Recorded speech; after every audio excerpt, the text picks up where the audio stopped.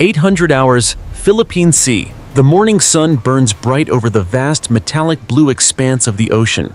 On the flight deck of the supercarrier, steam catapults hiss and release white clouds into the humid air. Yellow-shirted deck handlers signal with precision as fighter jets taxi into launch positions. The roar of jet engines drowns out the sound of the wind whipping across the steel deck. It is a rhythmic industrial ballet of violence and power. Inside the dark, air-conditioned Combat Information Center, the low hum of cooling fans provides a steady background noise. A radar operator leans closer to his green scope. His brow furrows as the scan sweep passes. A single red icon blinks into existence on the primary screen. Then 2, then 20. The data refreshes instantly and the icons multiply. The operator slams his fist on the console. He screams the contact report. Vampire! Vampire! Multiple ballistic tracks inbound! High angle! The calm shatters instantly. The alarm clacks and howls through every corridor of the ship, a piercing mechanical scream that wakes the dead. On the bridge, the captain grabs the red handset. He barks orders into the comms loop. All engines ahead flank, emergency breakaway maneuver, hard to starboard. The massive rudder shifts deep underwater. The entire carrier leans heavily to the left, groaning under the sudden stress. Unsecured coffee cups slide off tables and shatter on the floor. Books and laptops fly across staterooms. Outside, the escort destroyers pivot sharply, cutting white scars into the ocean surface. Their radars spin frantically, locking onto the threats descending from the edge of space. The sky is no longer clear, it is a kill zone. Launch the alert fighters, get them off the deck now! The air boss yells into his headset, his voice cracking. Catapults fire in rapid succession. Fighter jets scream off the bow, abandoning safety procedures to get airborne before the impact. One jet dips dangerously low, its afterburner scorching the water before clawing for altitude. The threat warning system screeches a continuous high-pitched tone in the control room. The plumes of the incoming missiles are not visible yet to the naked eye, but the digital tracking data is clear. They are coming down fast. Hypersonic speeds, terminal velocity. Sailors scramble into battle gear, pulling on flash hoods and gloves. They run through the tilting corridors. They dog down heavy watertight doors. The steel latches clang shut with finality. The ship vibrates violently as the nuclear engines push past their redline limits. The ocean churns white and angry behind the giant screws. The admiral stands in the flag bridge, gripping the railing. He watches the main tactical plot. He orders the picket ships to widen the formation to disperse the target profile. Activate all countermeasures, Tabi, he commands. Flash the radar. Make us invisible. The fleet braces. The sky waits to fall. 0805 hours. High atmosphere above the Philippine Sea. The edge of space is cold, black, and silent. The curvature of the Earth glows a soft blue below. Suddenly, the void tears open.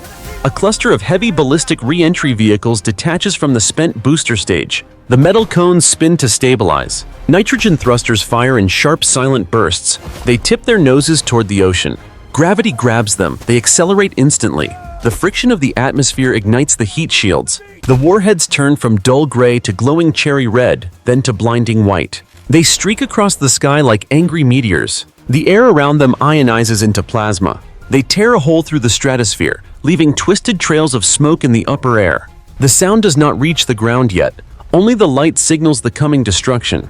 On the ocean surface, the organized formation of the task force dissolves. Every ship initiates emergency evasion.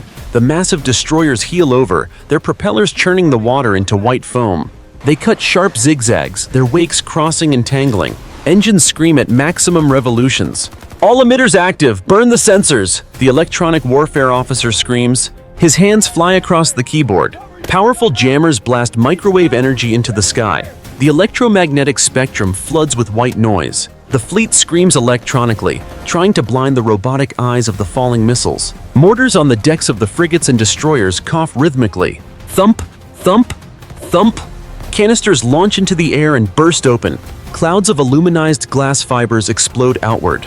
The wind catches the chaff, spreading it into thick metallic curtains. To a radar screen, these clouds look like solid ships. The fleet hides behind a wall of false targets. The carrier shudders as it forces its 100,000 tons of steel into a tight turn. The deck tilts at a sharp angle. Unsecured tools slide across the flight deck and drop into the sea. The ocean crashes against the hangar bay doors. The vibration rattles the teeth of the crew. High above, the warheads encounter the wall of electronic noise. Some of the missiles twitch violently. Their guidance fins snap back and forth, confused by the ghost signals. One warhead veers wildly to the east. It smashes into the open ocean 3 miles from the fleet. The impact is catastrophic. A column of water shoots 2,000 feet into the air. The shockwave travels through the water, hammering against the hulls of the nearby ships like a sledgehammer. The sound of the impact finally arrives, a chest-crushing boom that rattles the bridge windows. But the other warheads hold their line. Their sensors burn through the interference. They distinguish the chaff from the steel. They adjust. They dive. The red dots on the radar screens merge into a solid line of death. Tracks are valid. They are locking on. The captain of the lead cruiser slams his hand on the railing. Engage! Empty the cells! The forward deck of the cruiser erupts. Hatch covers fly open. Flames shoot upward as the long-range interceptor missiles ignite. The launch impulse shakes the entire vessel. 8:07 hours, the skies above the task force. The ocean surface boils with white smoke. The vertical launch cells on the escort destroyers cycle rapidly. Hatch covers blast open. Compressed gas ejects the massive cylinders of the interceptor missiles. Their main rocket motors ignite 10 feet above the deck with a blinding flash. The roar is deafening. It shakes the steel plates of the ships and rattles the bones of the crew exposed on the bridges. Pillars of fire streak vertically into the clouds. The missiles accelerate at varying rates, discarding their spent booster stages as they climb. They punch through the cloud layer, leaving twisted trails of exhaust that mark the path of the defense. High in the upper atmosphere, the air is thin and black. The nose cones of the interceptor missiles split open. The kinetic kill vehicles detach. These are small, agile, distinct units. They do not carry explosives. They are bullets meant to hit other bullets. Their optical sensors uncage. They scan the dark void.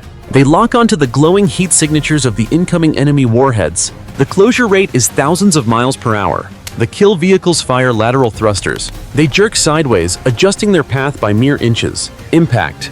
The first interceptor slams directly into the lead enemy warhead. There is no fireball. There is only the violent shattering of mass. The kinetic energy vaporizes the metal instantly. The enemy warhead disintegrates into a cloud of jagged supersonic shrapnel. A white flash illuminates the upper atmosphere, visible even from the surface far below. Another collision follows, then another. The sky sparkles with the silent destruction of the outer defense layer. The enemy formation breaks. Warheads tumble out of control, their guidance fins sheared off by the impacts. They burn up harmlessly in the friction of the lower air. But the defense is not perfect. The radar screens on the command cruiser show the results. Green dots merge with red dots and disappear. But 3 red dots remain. They pass through the debris field unscathed. They adjust their trajectory. They dive steeper. "Leakers! We have leakers!" the tactical action officer screams. "Vampire inbound, range 12 miles, switch to terminal defense." The surviving warheads scream down from the heavens. The shattered remains of the destroyed missiles rain down around the fleet like hail. Chunks of burning titanium splash into the sea, hissing as they hit the water. The fleet is no longer shooting at distant targets. The threat is now visual. 0808 hours, the task force perimeter. The warheads drop below the cloud layer. They are no longer blips on a screen. They are physical, screaming monsters of heat and metal. They dive at Mach 5. The sound of their approach finally hits the water. A tearing, thundering roar that hurts the ears. The main deck guns of the destroyers swivel instantly. They fire in unison, boom, boom, boom. The barrels recoil violently.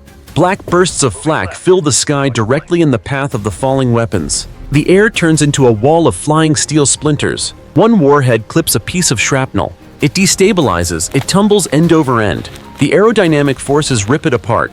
It disintegrates into a shower of flaming junk that splashes harmlessly into the waves. But 2 warheads remain. They twist in the air. They perform high-G barrel rolls. They dodge the black clouds of death. They lock onto the heat of the carrier's engines. "Weapons free! Kill them! Kill them!" The white domes of the rotary cannons on the ship's superstructures spin up. The 6-barrel guns blur into motion.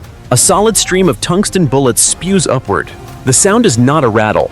It is a deep mechanical groan, like canvas tearing. Brrrt.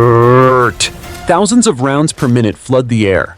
Tracers draw bright orange lines against the blue sky. The streams of fire chase the incoming missiles. A frigate launches a salvo of short-range rolling airframe missiles. The small rockets corkscrew out of their launchers. They intercept one of the diving warheads just 500 yards above the water. Crack!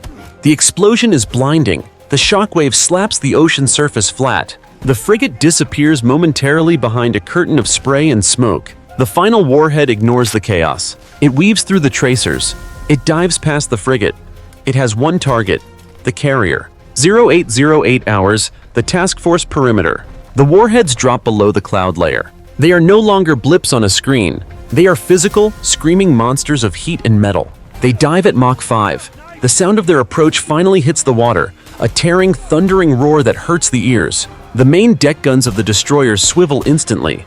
They fire in unison, boom, boom, boom! The barrels recoil violently. Black bursts of flak fill the sky directly in the path of the falling weapons. The air turns into a wall of flying steel splinters. One warhead clips a piece of shrapnel. It destabilizes, it tumbles end over end. The aerodynamic forces rip it apart. It disintegrates into a shower of flaming junk that splashes harmlessly into the waves. But two warheads remain. They twist in the air. They perform high-G barrel rolls. They dodge the black clouds of death. They lock onto the heat of the carrier's engines. Weapons free! Kill them! Kill them! The white domes of the rotary cannons on the ship's superstructures spin up. The six-barrel guns blur into motion. A solid stream of tungsten bullets spews upward. The sound is not a rattle. It is a deep mechanical groan, like canvas tearing. Thousands of rounds per minute flood the air. Tracers draw bright orange lines against the blue sky. The streams of fire chase the incoming missiles. A frigate launches a salvo of short-range rolling airframe missiles. The small rockets corkscrew out of their launchers. They intercept one of the diving warheads just 500 yards above the water. Crack! The explosion is blinding. The shockwave slaps the ocean surface flat. The frigate disappears momentarily behind a curtain of spray and smoke. The final warhead ignores the chaos. It weaves through the tracers. It dives past the frigate. It has one target, the carrier. 0809 hours, the task force center. The final warhead screams through the lower atmosphere, its nose cone glowing white-hot. It is seconds from impact. The automated guns on the carrier click empty. The magazine drums spin freely. The physical defense is exhausted. Hard to starboard, all engines flank, brace for shock. The officer of the deck bellows into the intercom. The carrier shudders violently as the four massive bronze propellers bite into the water. The ship lists 20 degrees to the right. The flight deck becomes a steep steel ramp. A parked forklift breaks its chains. It slides across the non-skid surface, gathers speed, and smashes into the safety netting at the deck edge. Overhead, a pair of electronic warfare jets dive directly toward the incoming missile. Their underwing pods vibrate with power. They unleash a focused torrent of electromagnetic energy.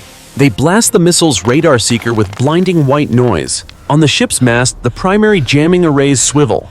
They emit high-power microwaves that arc through the humid air. The air around the antennas ripples from the heat. Sparks shower from overloaded circuit breakers in the radar room. The falling warhead twitches. The electronic assault fries its guidance logic. The seeker head loses the heat signature of the carrier.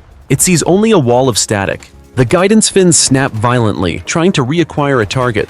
The missile veers. It breaks its lock on the carrier. It hunts. It scans the ocean surface for the next largest solid object. It ignores the clouds of chaff. It ignores the water. It finds the heat bloom of a guided missile destroyer stationed 2 miles off the carrier's port bow. The seeker locks on. The fins stabilize. The death dive corrects its course. 0810 hours, aboard the guided missile destroyer. The bridge crew freezes. The lookouts on the wing point helplessly at the blur of motion diving from the clouds. The proximity alarm screams one final sustained note. The warhead impacts amidships, just aft of the forward gun mount. The collision is absolute. The reinforced steel hull does not just tear, it disintegrates. The sheer kinetic energy of the strike drives the missile deep into the engineering spaces before the warhead even triggers. The ship bucks violently, lifting its entire bow out of the water. The keel snaps with a sound louder than the explosion itself. Then, the warhead detonates. A massive sphere of orange fire erupts from the center of the vessel. The blast wave shears the aluminum superstructure off the deck. Radar arrays, antennas, and steel plating are stripped away instantly. The bridge windows blow inward. Glass shards spray the command crew like shotgun pellets. Officers slam against the rear bulkheads, knocked unconscious by the concussion. The fire spreads to the vertical launch cells. The stored munitions cook off. Secondary explosions ripple down the length of the ship. Hatches spin into the sky like frisbees. A column of thick black smoke belches upward, choking the air. On the aft flight deck, The shockwave sweeps sailors off their feet. They are hurled over the safety netting. They tumble through the air, flailing, before crashing into the churning sea below. The destroyer is broken. The two halves grind against each other. The bow section tilts sharply to port. Thousands of gallons of seawater rush into the open wounds of the hull, dragging the burning wreckage down. "Damage control central is gone. We have lost all power." A surviving junior officer yells into a dead handset, coughing in the smoke. 8:11 hours, flight deck of the supercarrier. The massive vessel is still in a violent starboard turn, its screws digging deep into the sea. The deck is already tilted at a steep 20-degree angle.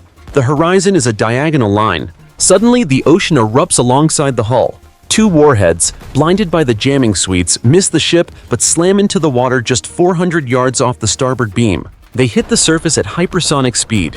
The impact transfers massive kinetic energy directly into the water. Two columns of water shoot 3,000 feet into the air. They are solid white pillars that block out the sun. The displacement creates a localized tsunami. A rogue wave, 40 feet high, races toward the carrier.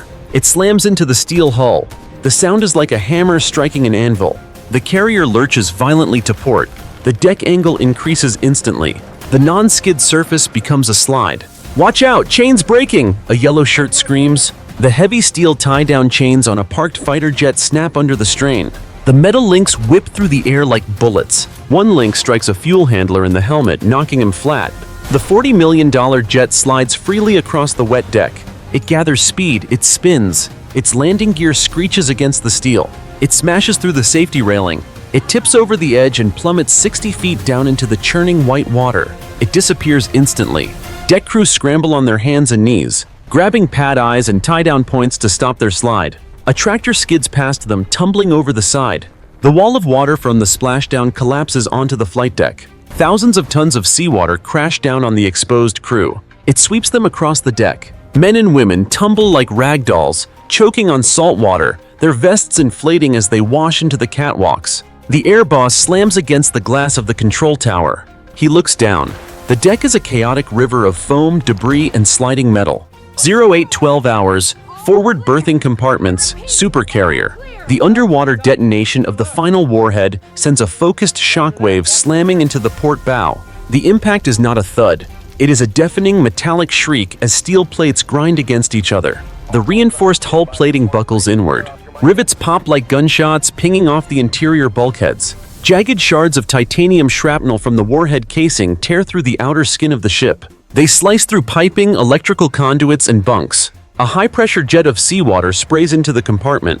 It cuts through the air with the force of a water jet cutter. It hits a locker, ripping the metal door off its hinges. The water level rises instantly, swirling with oil, mattress foam, and debris. "Hull breach, frame 20, flooding!" A sailor screams into a sound-powered phone. He struggles to stay upright as the deck tilts beneath him. Damage control teams sprint down the narrow, red-lit corridor. They wear flash gear and heavy boots. They drag heavy timber shoring beams and hydraulic patches. The air smells of ozone, burning rubber, and salt. "Get that door shut now!" the DC chief bellows. 3 sailors grab the heavy watertight door. They fight against the rushing water, pushing against it. Their boots slip on the wet steel. They heave together. 1, 2, 3. The door slams into the frame. The chief spins the locking wheel. The steel dogs engage with a heavy clank. The water rises against the other side of the door. The steel groans under the pressure. The paint cracks. A fine mist of water sprays through the gasket seal, hissing loudly. "Shore it up!" The team jams the timber beams against the door. They hammer wedges into place. The wood splinters under the blows of the mallets. They brace the door against the opposing bulkhead to prevent it from bursting open. Deep inside the ship, the lights flicker and die. Emergency red battle lanterns snap on, casting long dancing shadows. The ventilation system shuts down. Smoke from a small electrical fire begins to pool against the ceiling. The carrier shudders one last time, settling heavily into the water by the bow. The forward speed drops. The vibration of the engines changes from a roar to a strained hum. 0830 hours, the Philippine Sea. The roar of combat fades, replaced by the crackle of burning fuel and the chop of rotor blades. Thick columns of black smoke rise vertically into the still air, marking the grave of the hit destroyer. The ocean surface is an ugly smear of oil, floating debris, and yellow life rafts. The stern of the destroyer lifts high into the air. The propellers hang motionless against the sky. The ship groans, a deep tearing sound of metal failing. Air rushes out of the vents with a whistle. The vessel slides silently beneath the waves. It leaves only a bubbling scar on the water. SH-60 Seahawk helicopters hover dangerously low over the oil slick. Their rotors kick up a spray of dirty mist. Rescue swimmers jump from the cabin doors. They splash into the sludge. They grab the collars of survivors struggling in the muck. Hoist cables whine, pulling dripping, coughing sailors up from the sea. On the carrier flight deck, the fires are out. White steam rises from the hot steel plates. The deck remains tilted. Damage control teams toss blackened debris over the side. Corpsmen kneel in the red pools on the non-skid surface. They work fast. They tighten tourniquets. They pack gauze into shrapnel wounds. They load the injured onto stretchers and run toward the island structure. In the flag bridge, the admiral stares at the empty spot in the formation where the destroyer used to be. The glass of the window is cracked. The tactical plot flickers back to life. The red tracks are gone. The sky is empty. Damage report, the admiral barks. Steering is compromised. We are limited to 15 knots. Flight deck is operational, the captain replies, wiping soot from his forehead. The admiral picks up the red handset. He looks at the remaining destroyers. Their missile cells are open and empty, but the magazines on the carrier are full. Launch the Alert 5 fighters, he commands. Launch everything. We know where they fired from. On the bow, the steam catapults reset. A lone F-18 Super Hornet taxis around the wreckage. The engines roar to life, spitting heat. The pilot salutes, the shuttle shoots forward. The jet screams off the deck, banking hard toward the mainland.